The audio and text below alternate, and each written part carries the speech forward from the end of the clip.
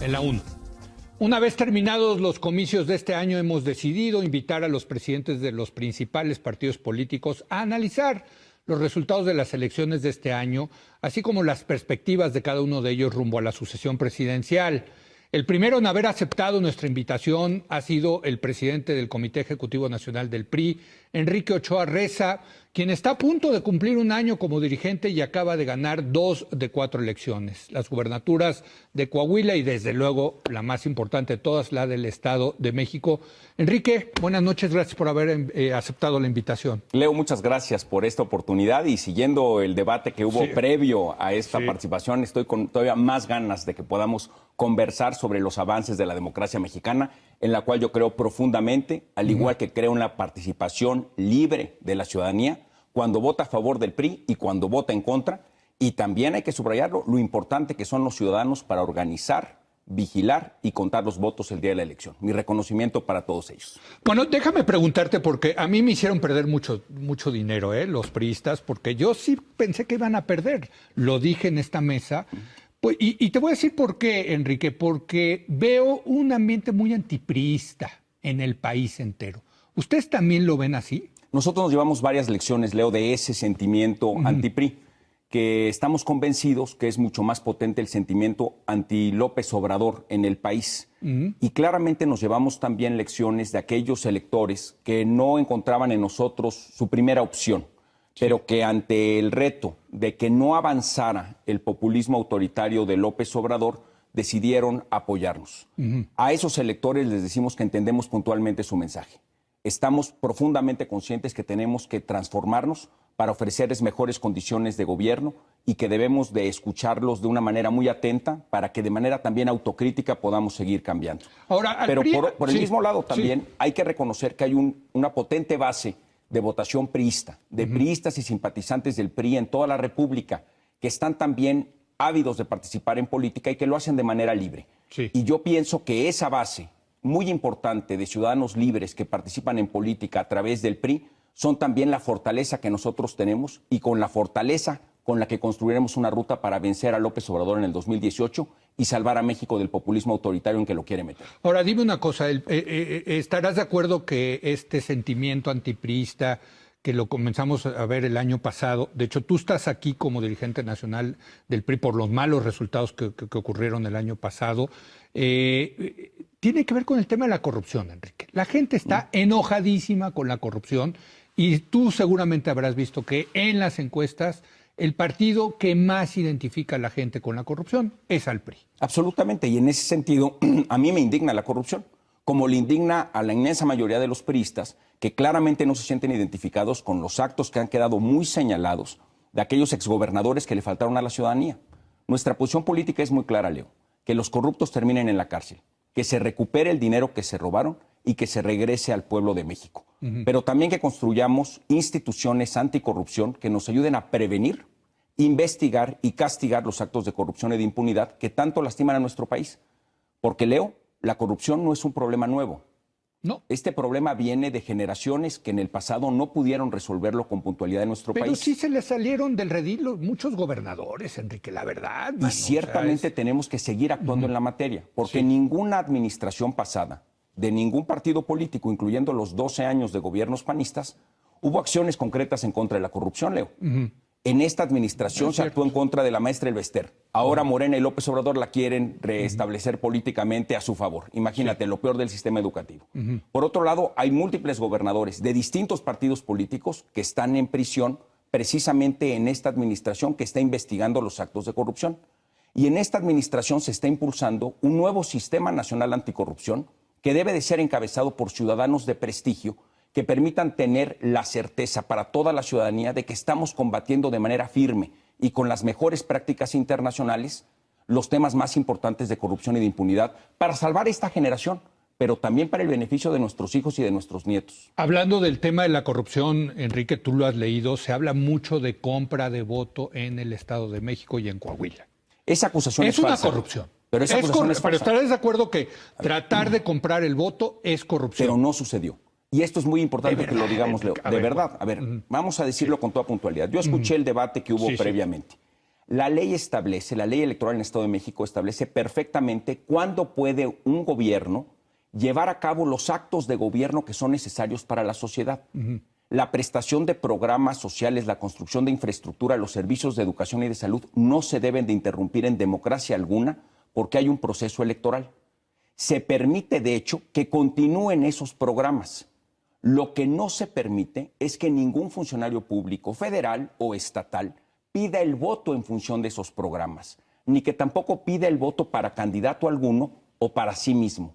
Eso está establecido en la Constitución y en las leyes electorales. Ahora, esos son los programas sociales. Ahora, lo que hemos visto, Enrique, es pues estas fotos de las despensas que reparte el PRI, los materiales de construcción. Incluso se habla, ahorita si quieres hablamos las tarjetas. A mí las tarjetas me parece un debate fascinante.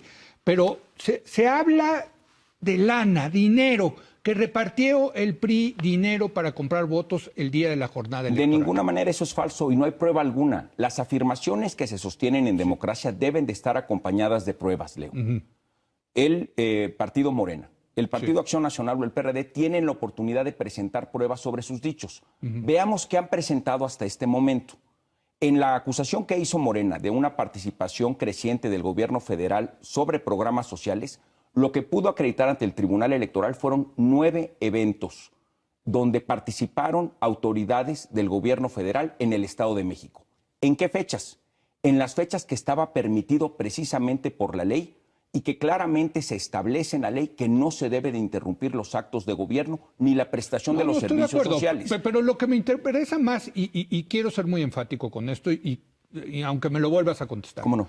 Ustedes no compraron votos. No, de ninguna manera. No repartieron despensas, materiales de la construcción, dinero en efectivo para convencer a la gente. Nosotros no repartimos dinero en efectivo en ninguna condición para conseguir voto alguno. Eso es falso y no hay pruebas. Materiales de la construcción. Hay utilitarios de campaña y aquí traigo uno que ha sido claramente comentado, que es la tarjeta rosa. La tarjeta rosa que se distribuyó ampliamente como una política social muy importante para las madres de familia en el Estado de México. Y yo considero que fue una política pública, además, atinada como propuesta de campaña y que se debe de llevar a cabo ahora que Alfredo del Mazo ha ganado la elección. ¿Qué dice la tarjeta rosa? Dice exactamente lo que es el beneficio que establece el programa. Y dice también cómo se va a lograr. Dice, al hacer crecer la economía del Estado de México con la apertura de empresas, el Estado tendrá mayores ingresos. Esos ingresos serán destinados al programa Salario Rosa. Lo dice precisamente la tarjeta. La tarjeta no tiene chip, no tiene una banda metálica, no es dinero. Ahora, segundo punto. Este tipo de tarjetas ya fueron cuestionadas en el pasado ante el Tribunal Electoral. Es correcto. Y la resolución que dio el Tribunal Electoral es muy pertinente. Fue sobre la tarjeta efectiva en la elección del 2015. El tribunal señala puntualmente que si esa es propaganda electoral que describe un programa, que señala un potencial beneficio futuro en función del contexto electoral en curso, es perfectamente legal. Estoy consciente de eso. Dado que esa es la ley. Y es más, voy a fortalecer tu punto. Hay otros partidos que la han hecho. Por supuesto. La Cumplidora, por ejemplo, Absolutamente. la trató de hacer. Pero déjame decirte qué yo pienso de esas tarjetas. ¿Cómo no? Tú criticas a López Obrador de populista. Sí. Para mí esto es populismo, Enrique. Para mí esto es populismo, porque es tratar de utilizar el gasto público con programas populares para ganarse la voluntad de la gente. ¿Cómo se va a pagar eso? Yo difiero de ti. Estos son programas sociales de última generación que ayudan a la economía familiar y que las mujeres en el Estado de México recibirán como un reconocimiento, un trabajo que hacen todos los días, que es estar al frente de sus familias. Ese trabajo se les reconocerá. No es populismo. A partir de la por supuesto. Bueno, entonces ahorita me vas a tener que definir qué es populismo cuando hablas de López Obrador. Claro que sí. Pero, en fin, ¿cómo se va a pagar eso? Ahora, aquí lo dice la misma tarjeta Salario Rosa. A partir de hacer crecer la economía del Estado de México con la apertura de empresas, el Estado tendrá mayores ingresos que se destinarán al programa Salario Rosa. Y si Lo no dice la crece, tarjeta. perfecto, me la quedo aquí porque si no crece la economía del Estado de México no va a haber salario No, rosa. lo que está estableciendo puntualmente esto es el mecanismo a través del cual se financia y crece. También se puede construir un programa social así, con mayores eficiencias en el gasto público, lo cual también lo señaló Alfredo del Mazo, que es un experto en materia de finanzas públicas. Lo que quiero decirte con esto, Leo, es que la ley puntualmente establece que este tipo de tarjetas son legales y que presentarlas ante el electorado con la información pertinente de qué se trata eso es en legal, campaña, es legal. y lo que dice es legal. Es legal. Entonces, más allá de las opiniones como las de Denise Dresser, que es una opinión anti-PRI, lo que ella dice puede ser respetable, por supuesto que lo puede ser, pero no es legalmente atinado. Ella como académica debería de leer la ley.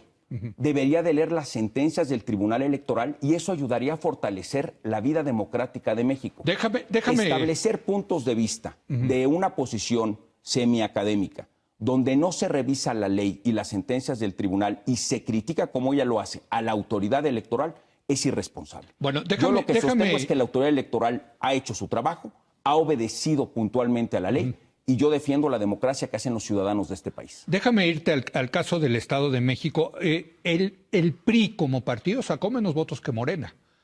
El que ganó Alfredo del Mazo por los partidos, por la alianza con Nueva Alianza, con Encuentro Social y con Nueva Alianza, Encuentro Social y el Partido Verde. Y el Verde, ¿no? Esos 3.9% que sacaron estos chiquitos fue lo que hicieron que ganaran ustedes. Es parte de su estrategia. Leo, lo tienes que admitir, Enrique. Ver, por supuesto que somos autocríticos, pero he leído ese argumento y te lo pregunto de otra manera. Sí. ¿Y qué hubiera logrado esos tres partidos juntos, a los cuales les reconozco ampliamente su importancia política en el Estado de México? Pero ¿qué hubieran logrado esos tres partidos juntos sin el PRI? Pues no sé, depende con quién. 3.9, a lo mejor se hubieran aliado con Delfina, pero si hubieran ganado, no sé. Pero entonces lo que quiero decir, tu respuesta es mi respuesta. Sí. Lo importante son las alianzas. Nuestra alianza con la ciudadanía y con partidos políticos con los que compartimos ideología son relevantes para el electorado. Pusieron a 6 partidos en Coahuila. En Coahuila, sí, y la otra alianza es multipartidista también. Sí. En esta democracia se vale formular alianzas. No, desde luego. De hecho, hay opinadores aquí en tu programa que sostienen que lo relevante es que hagamos gobiernos de coalición hacia adelante. ¿Cómo podemos, por un lado, criticar las alianzas en la etapa electoral cuando luego queremos, como óptimo democrático, tener coaliciones para generar gobernabilidad? Yo estoy completamente de acuerdo con las alianzas, Enrique. No, 100%. Lo único es saber que a ustedes les queda claro, tienen que reconocer que el PRI solo ya no alcanza. Bueno, profundamente. ¿Estás de acuerdo? ¿El PRI solo ya no alcanza? En distintas regiones del país es distinto. Okay. Y el PRI es una fortaleza política y partidaria que atrae militantes y simpatizantes, que es muy potente, y como partido político, con nuestras alianzas, ganamos 2 elecciones para gobernador. Este es un cambio muy importante hacia adelante, porque fíjate cómo reacciona el mundo ante el contexto de estas elecciones. Este es el peso mexicano.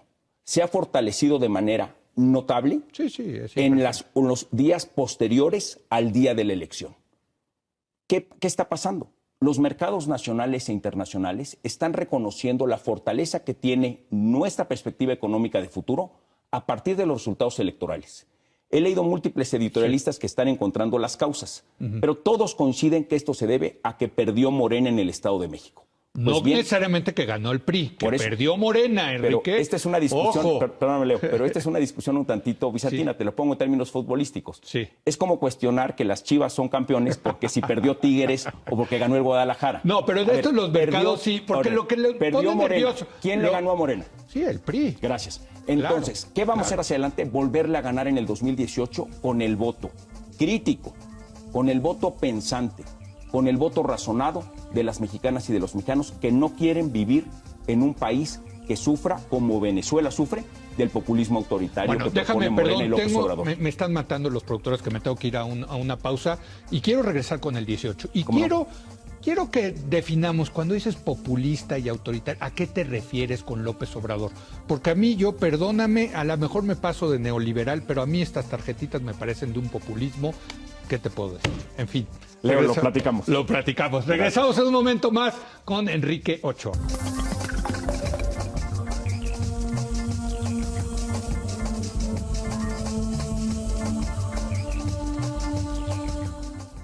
Bueno, estamos platicando con el dirigente nacional del PRI, Enrique Ochoa Reza. Como les digo, hemos invitado a los 4 presidentes de los partidos políticos, al de Morena, López Obrador, a Ricardo Anaya del PAN y a Alejandra Barrales del PRD, también a Enrique Ochoa. Enrique Ochoa fue el primero en aceptar, esperemos que los otros acepten.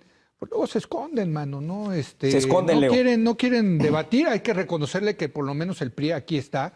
Y bueno, pues están muy contentos, ganaron, caray.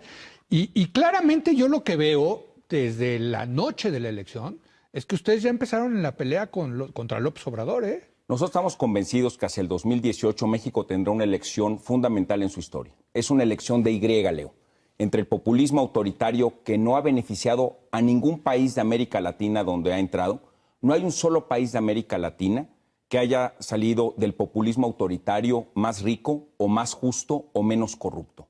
De hecho, en Venezuela vemos en las imágenes a través de los medios de comunicación cómo millones de venezolanos marchan para recuperar su país. Pero de verdad, a ver, yo te quiero hacer 2 preguntas con eso. Vamos primero con el tema populista. Para mí esto es populismo, ya te lo dije. Esto de repartir dinero público, bueno, ni siquiera es dinero público en el futuro, ¿no? Para ganarse el apoyo popular. Para mí esto es populismo. ¿Para ti qué es populismo? Populismo Define, cuando dices López Obrador es un populista, ¿en qué estás diciendo? El populismo es un sistema político que va en contra de las libertades políticas y de las libertades económicas. Y está invadiendo distintas partes del mundo. Y hay una gran alerta de intelectuales, de académicos serios, sobre el riesgo que trae el populismo para el desarrollo de los seres humanos. Mira, ¿qué es populismo? El gobierno en Venezuela es populista. ¿Y por qué Morena es populista? Pues porque ellos están apoyando al régimen de Venezuela. Y esto lo dice la embajadora no es estirar mucho de Venezuela la liga al decir que lo que quieren es Venezuela en... Bueno, yo perdón, sabes qué creo que... nada más déjame leer el tuit de la embajada venezolana en México, que luego, cuando se volvió algo viral, lo bajaron. Sí. ¿Por qué ocultan un tuit de apoyo hacia Morena cuando se hace viral? Dice, celebramos el acompañamiento, esto lo dice la Embajada de Venezuela en México, celebramos el acompañamiento del partido Morena, su solidaridad y apoyo irrestricto a la revolución bolivariana. Viva México, viva Venezuela. No, lo ¿Tú estarías de acuerdo en algo así? Luego lo bajaron, desde luego que no. Bueno, pero ahora, déjame decirte. Espérame, El Mundo. Sí. ¿Qué decían desde mayo? Fitch, alerta de incertidumbre y volatilidad si AMLO llega al poder en 2018. ¿Por qué lo dicen? Porque efectivamente saben las consecuencias que trae para la economía y para la democracia un sistema político como el que propone Morena y López Obrador para México. Te doy un ejemplo. Un ejemplo más y te... Órale. Órale. Si gana Delfina, Morena pedirá suspender el nuevo aeropuerto López Obrador. Tú viajas a través del aeropuerto, yo te he encontrado en ese aeropuerto. No, es un relajo. Los retrasos de 1, 2 o 3 horas en llegadas o en salidas. El impacto negativo que tienen los otros aeropuertos de nuestro país. México necesita un aeropuerto ambicioso para el desarrollo de un país ambicioso. Pero déjame decirte Él estaba en contra de eso. Yo creo que al ustedes comparar a López Obrador con Venezuela no es una comparación exacta. Yo la verdad creo que López Obrador más bien es un político que está viendo al pasado y más bien, si me permites, creo que es más populista en la tradición priista.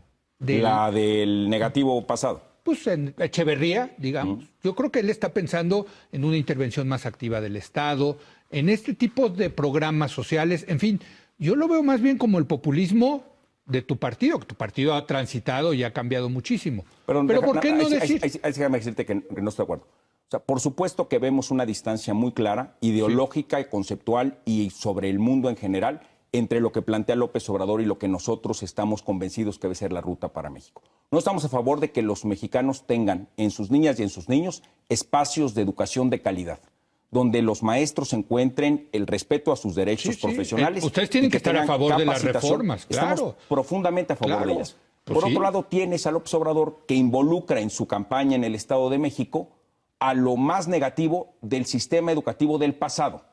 Exacto, pero entonces es eso. Entonces compárenlo con el pasado de México que con Venezuela, Enrique. Pues ese pasado es panista.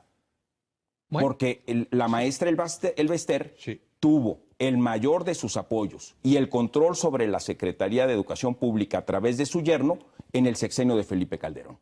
Entonces ahí también vale la pena que enfoquemos las diferencias que hay puntuales entre lo que nosotros estamos proponiendo hacia adelante y lo que representa López Obrador y esa amenaza populista. Y la identificación con Venezuela, Leo, tú quieres minimizarla, yo creo que está muy, muy evidente y además yo no veo por qué vamos a arriesgar el futuro de nuestro país a mí me parece ver como qué tan malo es López Obrador en el gobierno. A mí me parece como estrategia política, pues se vale, parte de las estrategias políticas es luego meter miedo sobre el adversario.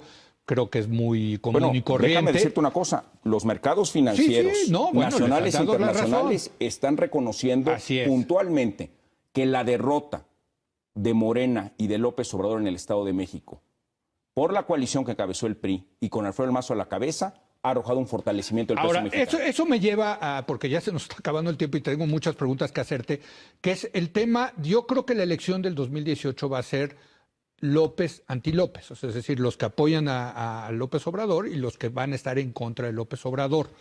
En ese sentido, el polo de López Obrador pues ya está definido, es López Obrador. Lo que no está definido es quién va a ser el candidato que le pueda ganar a López Obrador.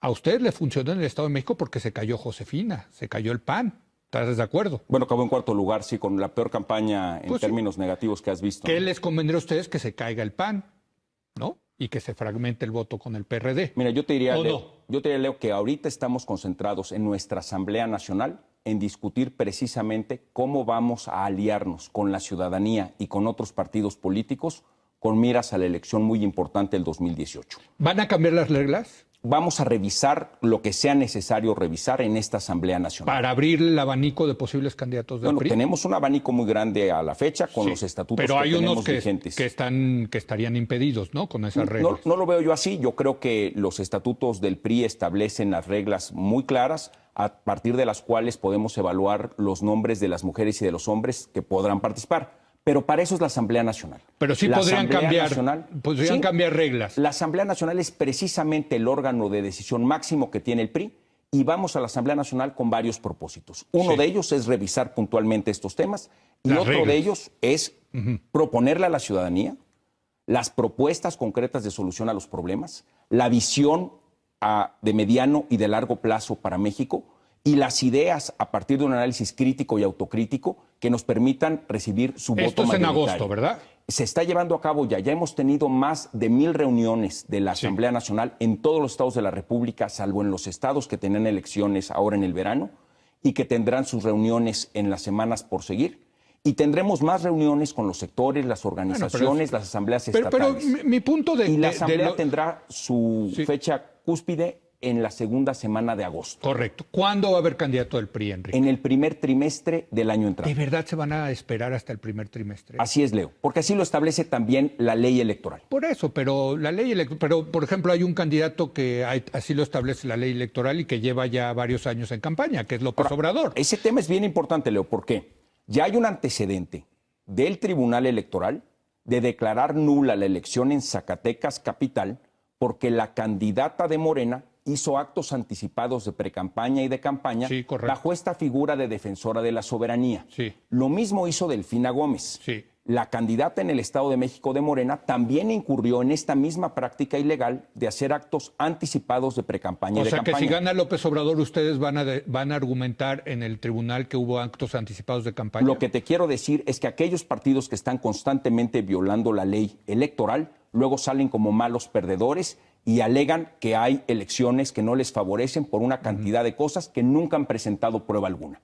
Pero ellos son los que efectivamente están cuestionados porque hacen actos anticipados de campaña fuera del marco legal y porque gastan dinero público y dinero privado sin reportarlo a las autoridades electorales. A ver, yo creo que este es un punto muy importante y ya lo veremos cómo se van desarrollando las campañas, pero ¿no te preocupa, Enrique, que el candidato del PRI vaya a llegar muy tarde? No, estoy convencido que la candidata o el candidato del PRI a la presidencia de la República contará con el perfil, el historial, la propuesta y el acompañamiento de la sociedad y de los partidos políticos para ganar el 2018 y detener el avance del populismo autoritario en nuestro país. Por eso, pero no puede llegar, o sea, ante la evidencia de que López Obrador lleva pues no pocos años, muchos años en campaña. Leo, desde que yo estaba en la universidad, Bueno, sí. yo estudié en el ITAM y en la UNAM y le mando saludos a las dos comunidades académicas y pronto estaré a las invitaciones de los alumnos de las dos instituciones en un debate público con ellos.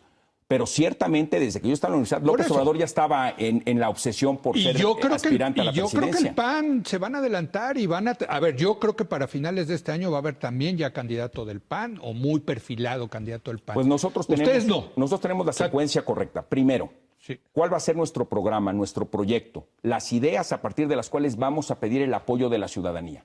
Y segundo, ¿cuál va a ser entonces el perfil? Y vamos a analizar los nombres de las mujeres o de los hombres que puedan ser nuestras candidatas. Ahora, ahí sí te tengo que ser crítico, mi querido Enrique, porque... Bueno, llevamos toda la entrevista. Sí, yo lo sé, pero... Y me gusta por eso platicar contigo. El que va a decidir es el presidente Peña, Enrique.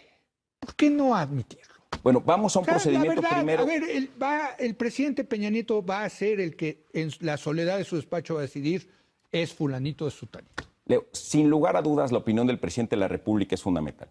Pero los priistas somos mucho más que eso. Y tenemos para eso los órganos de decisión del partido. Vamos a la Asamblea Nacional precisamente a discutir este y otros temas más. Y por supuesto que tendremos, después de la segunda semana de agosto, información sobre la propuesta, sobre los proyectos, sobre las ideas y también sobre los procedimientos. ¿Lo has platicado con el presidente? Te pido un favor. Órale. ¿Por qué no me invitas en la tercera semana de agosto aquí a la hora de opinar? Claro. Y platicamos sobre la propuesta y platicamos sobre los métodos. Me parece muy bien. ¿Tú ya lo platicaste con el presidente Peña Nieto? ¿No?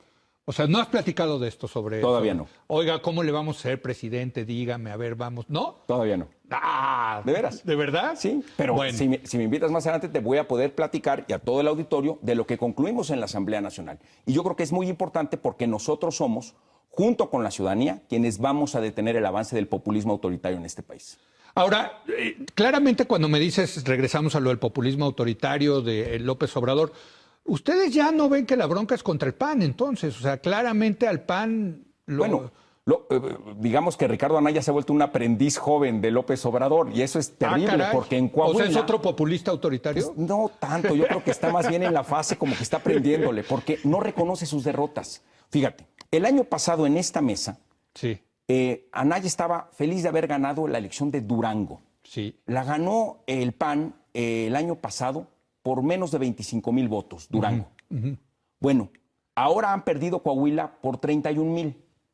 Entonces, 25,000 fueron suficientes para establecer que fue victoria, pero 31,000 en contra en Coahuila les parecen pocos para reconocer su derrota. ¿Por qué es mal perdedor Ricardo Anaya?